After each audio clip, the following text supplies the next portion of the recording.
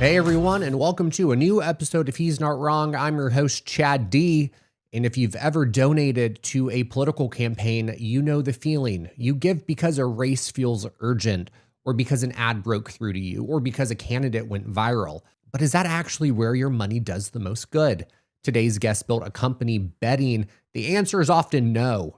My guest is Brian Derrick, a political strategist, tech entrepreneur, and the founder and CEO of Oath, a political fundraising platform that has helped direct nearly $100 million to high-impact races up and down the ballot. Before starting Oath, Brian spent years as a political consultant working on campaigns at every level from city council all the way up to the presidency, including work for Senator Kirsten Gillibrand and Governor Mikie Sherrill. Through Oath, Brian is trying to change the way that political giving works, using data to guide donors toward the races and causes where their dollars actually move the needle, all while protecting their data along the way. And he's got a real thesis behind it, and that's that the current system of political fundraising rewards attention and outrage over strategy, and that some of the most consequential races in the country, the ones that could decide the control of Congress, get the least attention and the least funding. With Oath now past the $100 million mark, Brian has a front row seat to how donor behavior is shifting heading into 2026 from reactive, emotional giving towards something more strategic.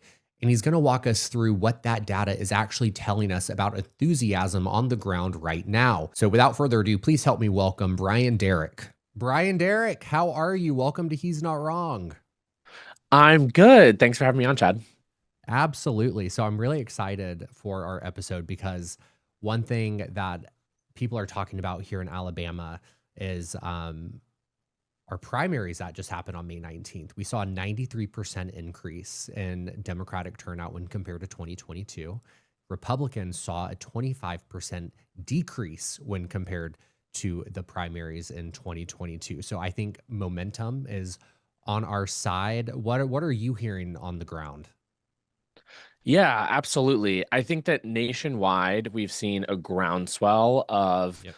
political activity in response to Donald Trump betraying basically everything that he ran on in Yep. 2024, starting new wars, increasing prices, not releasing the Epstein files, all these things that the country is feeling so angry about. And that's very evident in the turnout in elections, either special elections or primary elections all over the country.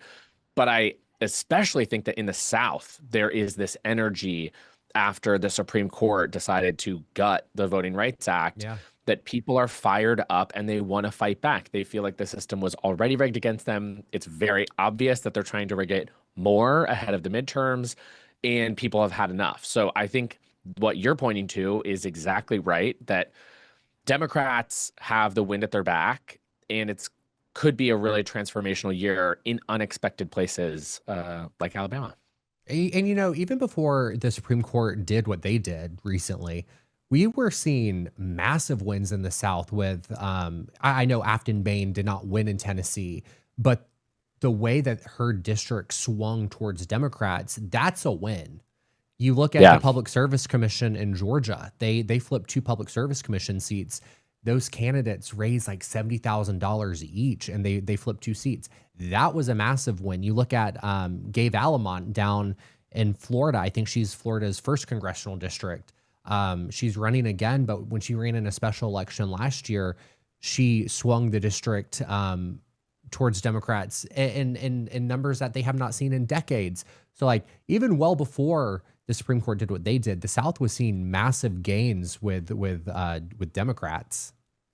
Yeah, absolutely. And I love that you highlighted the PSC races in Georgia. Those were like very highly rated on Oath. And we were trying to direct as many people there as possible because it really does matter. People are paying attention, Yeah. people are getting engaged, especially in these down ballot seats that Democrats have ignored for a really long time. And people are pissed, frankly. So Yep. I think that you're exactly right. Name the issue.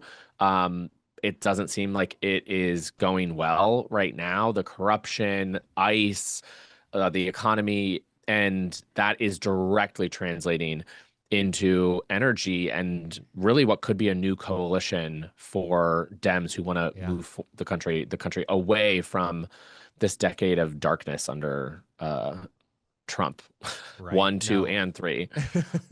I'm very passionate about the Public Service Commission. I'm very passionate about our energy companies, because that's one thing that I went like uber viral on here in the South on TikTok last year, and then I just continue to speak about it for the past year. Was the Public Service Commission here in Alabama. Then Georgia flips their 2 seats, and then it showed us what's possible.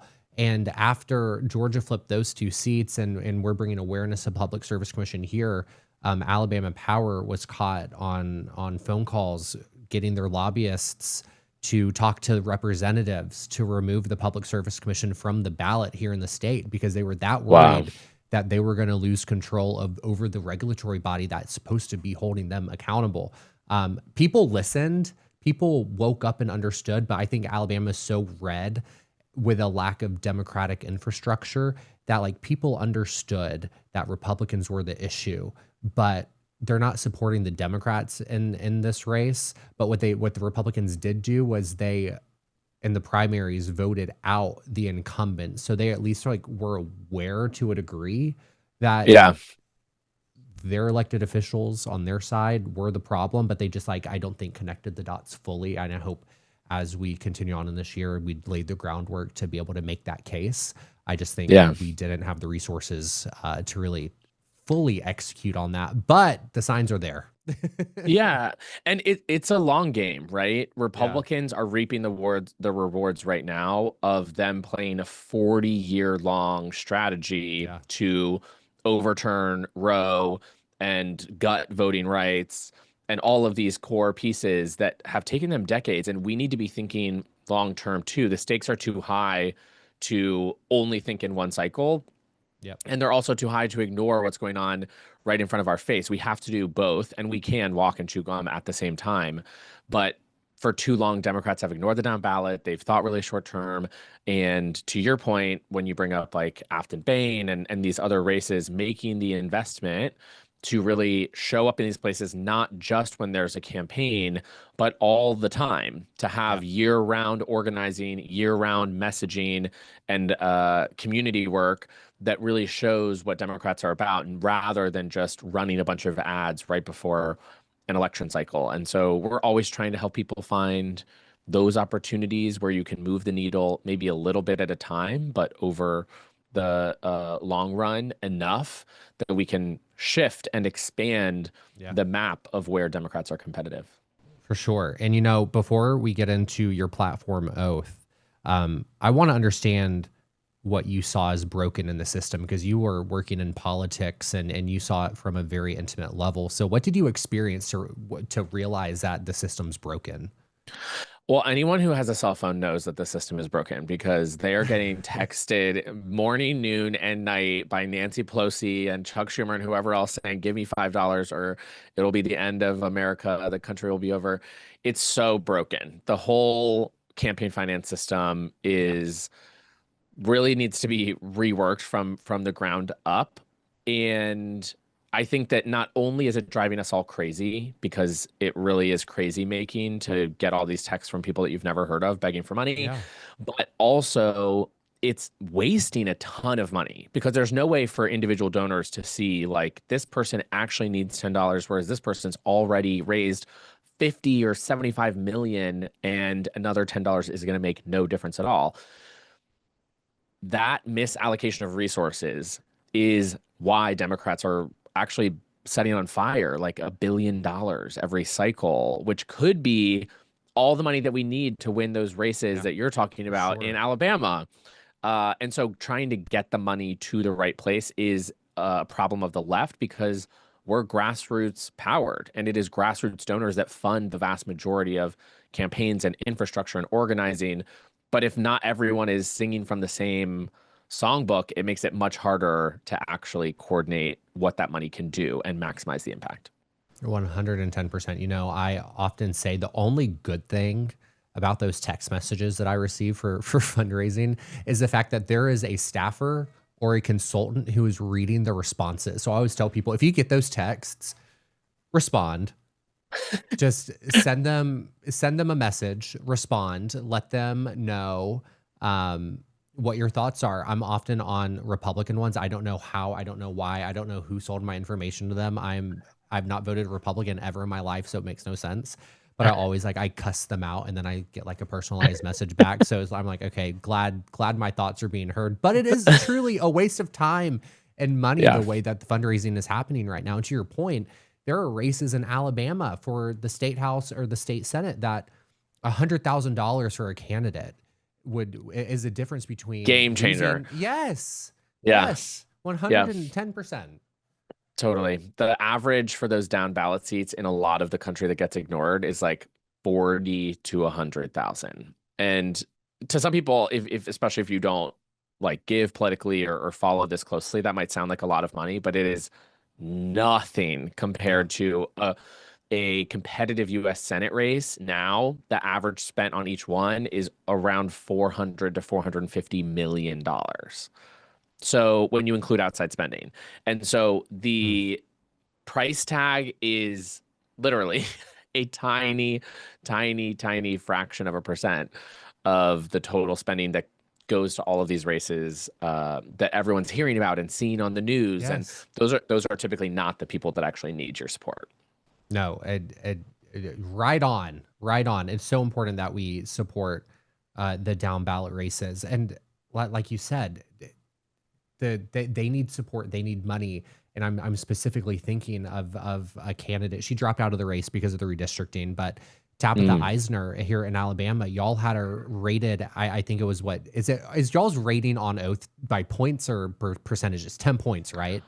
Points. And that means they need that, like, that's a good investment to make. Okay, so we're gonna get into Oath, but she had 10 points, and I was like, yes, like give her money. And she was like campaigning on it, and people were like actually donating to her campaign, and it was like it was game changing for what she was able to do in that short amount of time. But so you notice that there's the system's broken, and here comes Oath. Can you give my audience a definition for what Oath is tasked with doing? Yeah, we came onto the scene trying to address these two problems: the misallocation of resources, Democrats wasting too much money, and the spam that was just totally out of control and driving everyone insane. So we created this platform where anyone, regardless of whether they had $5 to give, $50 to give, $5,000 to give, could come and get an objective recommendation about where their dollars would do the most good for the specific issue that they cared about. So that could be for voting rights, for reproductive rights, LGBT equality, whatever that might be. And we wanted to highlight the specific races, often down ballot, but we do every level of the ballot, where your money would actually move the needle, and then allow you to give directly to the campaign without sharing your email and phone number, so that you don't get spammed or have your data sold as a result of you generously deciding to support a candidate. And the power of what we've seen since we launched it back in 2022 is that we can be a transformative force in races exactly like the one that you're talking about. I was so disappointed that based on the new maps that Tabitha wasn't going to be competitive, because it's exactly the type of race where a handful of donors with really not a ton to give can move the needle in a really meaningful way. And we're doing the same thing in all 50 states. We have over 2,000 recipients who have received money through Oath, mostly campaigns, but we also have nonprofits, voter registration groups, things like that. And we've sent over 1.5 million donations to these groups. So super exciting. That is an insane number. Did you imagine that it would grow this fast? I mean, it's only been 4 years and you've already hit that milestone. Yeah, I think that it's been faster than I anticipated. It was my hope that it would, because I knew from my work on campaigns, being a campaign manager, a finance director, that donors needed this, and that donors were sort of like looking for a solution. So I really did hope that it would scale quickly, but I did not anticipate that we would be where we are now by the 2026 cycle. But I'm super grateful and excited about that. So I know from Oath and from the donors, like you receive an insane amount of data. But what I'm curious about, are you able to track, like, we provided this much to a candidate, and because they received this money, they won? Do you know how many races you've been able to help win based on the help that your donors have provided? Yeah, causation is really hard. And we try to be Yeah, careful about not taking credit for things that we cannot like actually sure. prove we did. But there are tons of examples of where I think the case for that is pretty strong. Yeah. Look at Dante Pittman's race in North Carolina, running for a House district for the state legislature there. It was one of two seats that broke the Republican supermajority in North Carolina that had allowed them to override the veto of the Democratic governor. So a very consequential race to win. He won by 870 votes. Actually, that was pre-certification. It was 910 votes. He won by 900 votes, and he had about $300,000 from individual donors, and 115,000 of that came from Oath. So we were about a third of that overall total. And that to me, when it came down to 900 votes, tells me those 900 votes might not have been there if it were not for that $100,000. And those were averaging donations of like 10, $20. It was thousands of donations. So that's sort of the power. And we were doing the same thing in over a dozen seats just in North Carolina. And then you multiply that by dozens of states. It's a cool way for people at the grassroots level to participate in a strategy that is very sophisticated, kind of mirrors something like Elon Musk would try to do, but Yeah. for evil purposes.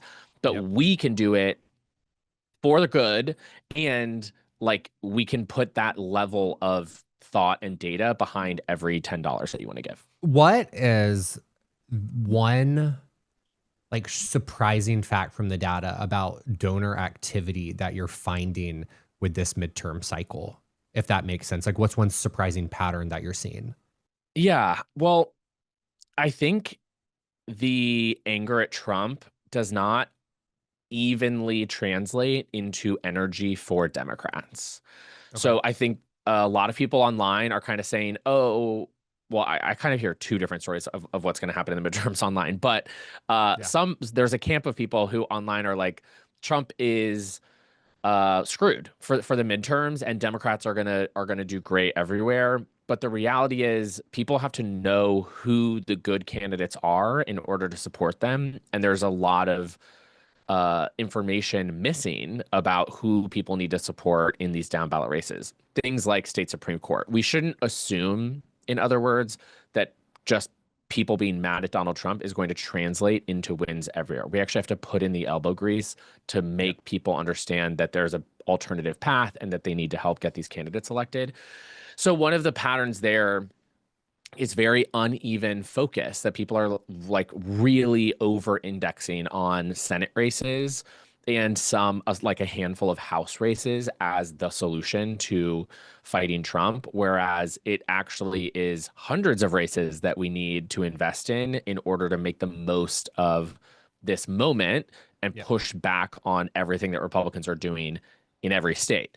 Um, I would also say there's like an establishment versus populist sort Yeah. of split going on, where there's a lot of energy for new candidates, for challengers, for fresh voices, new faces, Yep. and there's not as much energy for people who have been in Congress for a really long time and are like running for their 12th term or something like that. Do you find that Oath is disrupting campaigns for the establishment and more leaning towards those newcomers? Is this a disruptive He, platform in this space, or is it really just a building on what we already have? It's definitely disruptive. I Yes. get enough phone calls to know that it pisses some people off for us to be like, "Hey, your money's actually not needed in this race right here." Like, I'll hear from the campaign, so I know that something that we're doing is working.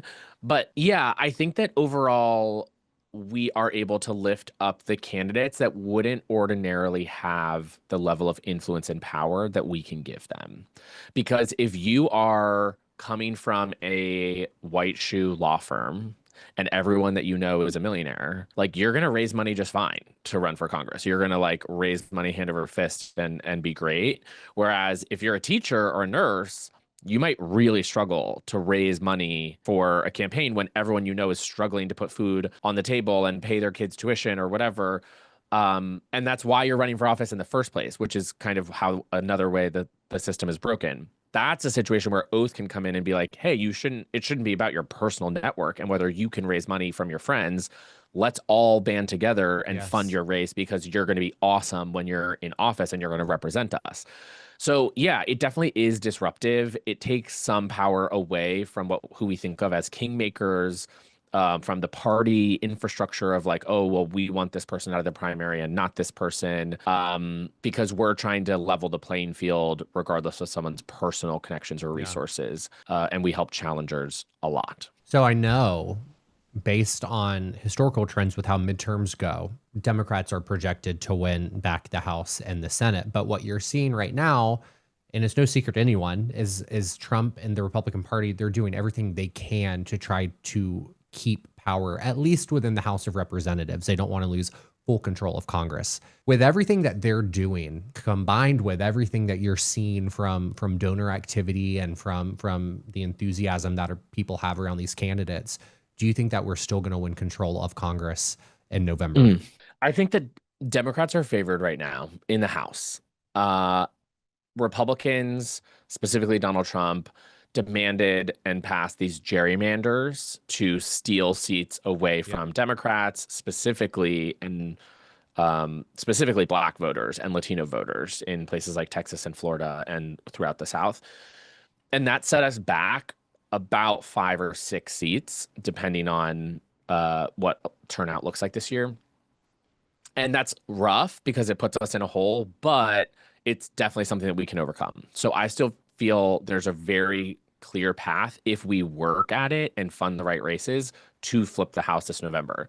The Senate is still an uphill climb. I would not say, I know that the prediction markets have them favored. I would not say that Democrats are favored right now to flip the Senate because we would need to hold all of our seats, including some tough ones like John Ossoff in Georgia, and flip 4 out of the 5 most likely, which would be North Carolina, Ohio, Maine, Texas, Alaska.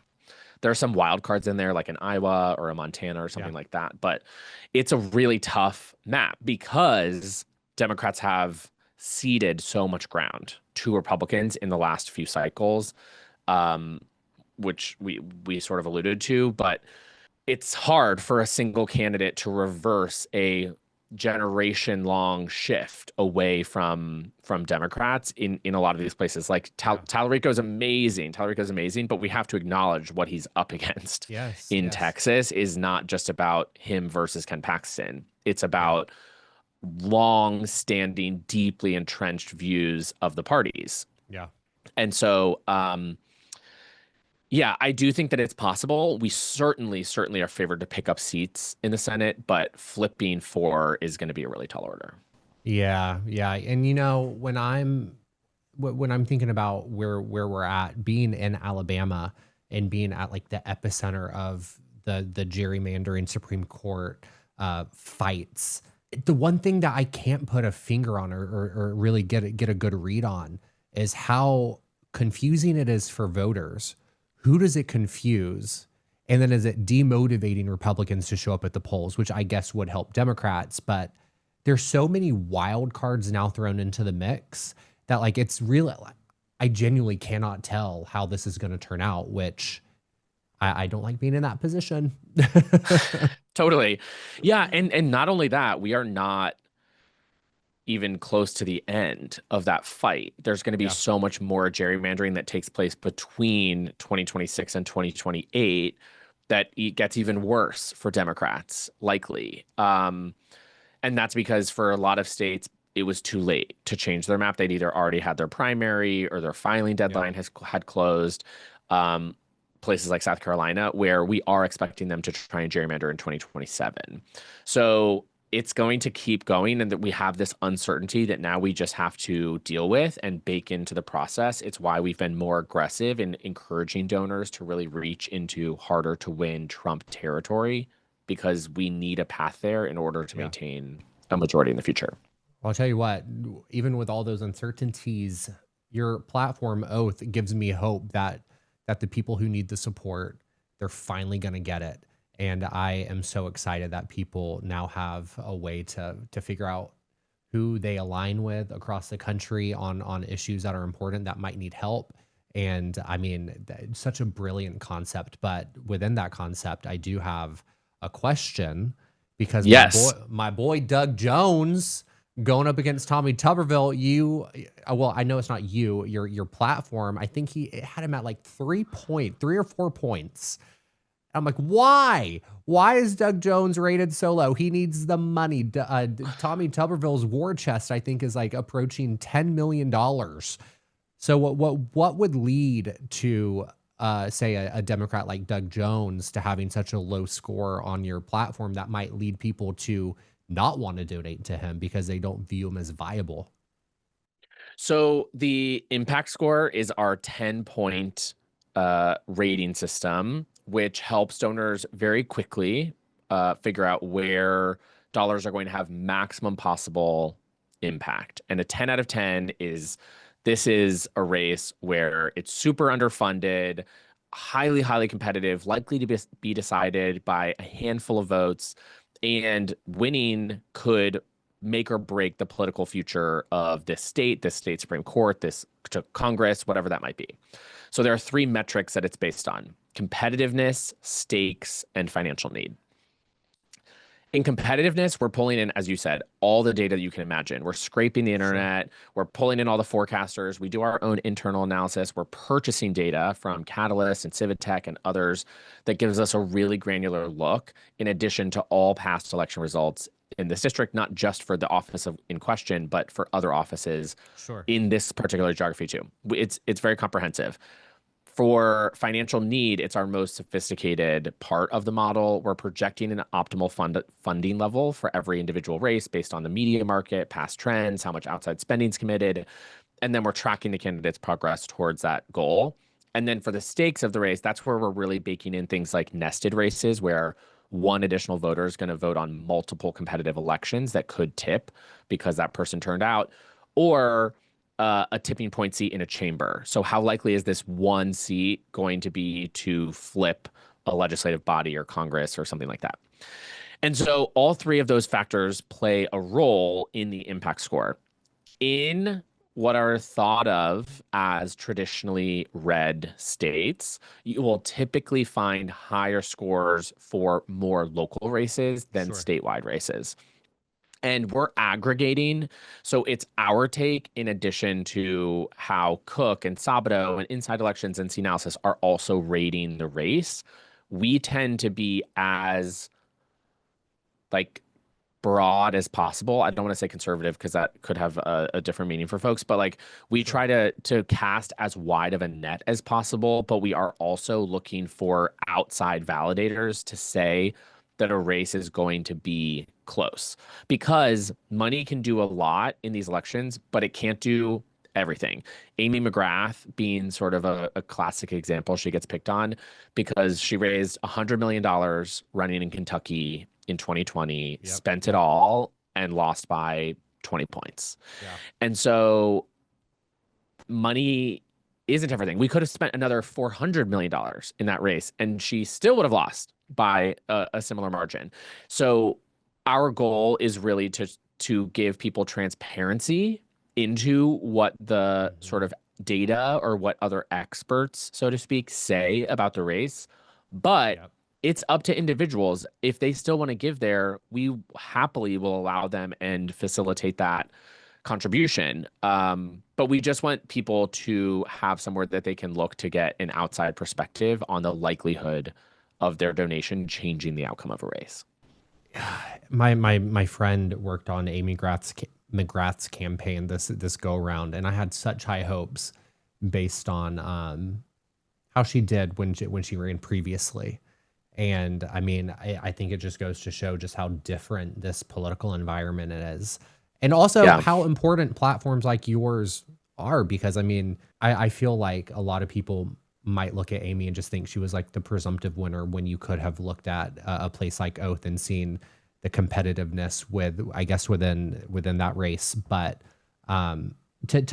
being in a red state, you often hear people say like, my $20, my $30, my $50, it doesn't matter. doesn't have an Right. impact. My vote doesn't count because it's a super majority, and it can be really overwhelming. So to those people, and I know there are a good bit who listen to this podcast because I fight them every day. What's your message to them? Yeah, in some ways it's that you're right. That $20 often isn't going to be the thing that makes the difference. But if we all get activated and we all give our $20, it's a game changer, transformative in these races. And so it is about collective action. And we work really hard to show people that on the platform, that it's not just about your $10. It's that there are 1,000 other people who are doing the exact same thing, who feel the same way that you do, who share your anger or your fear, and who also want their dollars to make a difference. And $10,000 into that race, like Tabitha's race that we were talking about before, is game changing. That's another person or multiple people on the ground knocking on doors, showing up at community events, having a comms person on the team to like get you on Yeah. the local news, on the radio. You can send things to people's house so that they actually see your name before the election. It's not about buying TV ads for Senate candidates. It's about actually having a campaign team behind your message and what you're trying to put out there. And that happens because of $10 donations. So I get it and I hear it, but it's the same thinking that convinces people not to vote. And we've Yes. seen way too many times the negative outcomes of people being tricked into thinking that their vote doesn't matter. I mean, I can't think of a more powerful way to get involved in politics and knowing like your 10, 15, 20 bucks, whatever you have to give is actually making like a real tangible impact on a campaign. Like that's so exciting to think that there might be someone who's listening to this. They've never donated to a campaign before, but they feel motivated to give 15 bucks to that state house race that has that beautiful 10-point score on your Yes, rating on your platform, and knowing that that definitely. is actually going to have an impact, that is so exciting to know. Yeah, I appreciate that so much. The average donation on the platform is under $80. And we just crossed $100 million in donations from the time that we launched to now. So it's a true testament Mm. to the power of collective action, that when everyone coordinates and takes the step to do the thing, even when you feel like it's not going to make a difference, you actually Yeah. can make a huge difference. Because if everyone had made that same decision, we would not be moving $100 million to candidates in need. Okay, so I know this is going to come up in the comment section. Do you get a cut of that $100 million? No, I'm so glad that you raised that, because I usually say it up front. We don't. We don't charge any platform fee or fee to the candidates. There's a credit card processing fee that goes to Stripe, who like does all the payment processing. But nope, we're not taking a cut. Your money 100% goes directly to the campaigns, and we don't sell your data either. So your data is never shared with the campaign or anybody else, never sold. We rely completely on tips. That's how we pay for our team. And a majority of donors, when they use the platform and they see that we protect their data and offer free guidance, Yeah. they choose to tip the platform. But you don't have to. Yeah, It's I optional. mean, it's one reason why I don't like giving now. I mean, and this is gonna sound so bad because it sounds counterintuitive to what I do, but like I'm hesitant and I don't like giving to candidates if they really don't need the money now, because it's like that just means this one donation, 100 text messages are gonna come from it. So the fact that you're like focused on data privacy, I mean that's huge within and of itself. It's the future. It's the future. I think that this whole like what we would call burn and churn in Yeah, the yeah. in campaign world of just like, oh, well, we're just gonna buy a list of 100,000 people and text them until 1,000 of those people give us donations, and throw the other 99,000 out and keep going and doing the same thing. It's a really broken system, and we think that this is a much better path forward. Do you see more people like with that 100 million milestone that you just hit? Do you see more people now getting involved because their privacy is protected, because the money is going to like all their money is going straight to a candidate that needs it? Do you see that this has been motivating to getting people involved? Yeah, for sure. I think a lot of people who never saw the point in like, why would I give $10 to Joe Schmo? I don't know him. I don't know what he's going to do. When we come and we say, hey, we actually want you to split a $20 donation between these four candidates that can tip this state legislature and give Democrats the power to pass a law on this issue that you said you cared about, that is compelling to people. People are like, oh, I understand why we need to win those four Yeah. seats so that they can pass this background checks bill or reverse this abortion ban or whatever that looks like. And we can connect those dots for people. So yeah, we definitely see a lot of people making their first ever political donation on the platform, or people who had given in the past felt so burned by Yep. the trickery and the shenanigans that goes Yep. on in the emails, that felt so annoyed with the spam that they had stopped, and then now they're coming back and they're using Oath because they don't have to deal with any of that. We will literally never text you. So it's a alternate path where you can still be involved without the annoying parts. Brilliant. I mean, I get so excited when I see disruptors, when I see new technology, when I hear about the thought process that went behind creating something out of nothing. And I know like we're talking politics and this is a political podcast, and but my God, I'm so interested in just how you saw a need and you filled that gap. That is just so extraordinary. So thank you for all that you're doing in this space.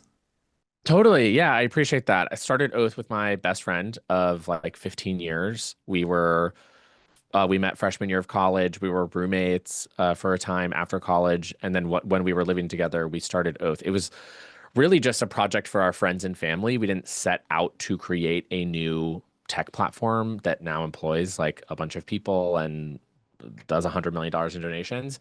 But I think that when you create something that you yourself would want to use or that you yourself want to see in the world, Mhm. it ends up sometimes becoming bigger than the thing that you hoped. So For sure. yeah, I'm really ecstatic that people have jumped in and leveraged the tool to make such a difference, because it's powerless without people to like make it all impactful, you know? Yeah, for sure. And listen, Brian, I'm going to be telling everyone that they need to start making their voices heard and getting involved and skewing the data so we can get Doug Jones' competitive score higher than We it can do is. that. That's my goal between now and November. I'll keep you posted on how that goes. But Okay, deal. Brian, we've made it to the last question. So I want to know, what is it that you're not wrong about? I'm not wrong about there still being hope for our party and for Mm, our country. That the only thing that's ever made real change is people stepping up and making it happen. And the energy that I see every day from people on the platform, from people on social, from people like you who are using their voices and their platforms is making me positive that there is a way back, even on the dark days where it feels like things have mhm. fallen to a point that we can't come back from. That I'm positive that I'm right, that I'm not wrong, that we can come back from it.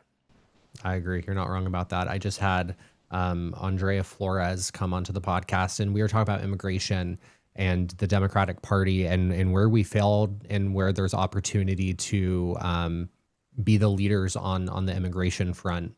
And one thing that we were talking about is like people are making their voices heard and in an undeniable way right now, to where the party cannot turn their back on how many people are speaking out, and it's going to result in Democrats either coming on board and listening to everyone, or their people will be losing their seats in this opportunity for new blood to come into the fold. And this conversation just further proves that point.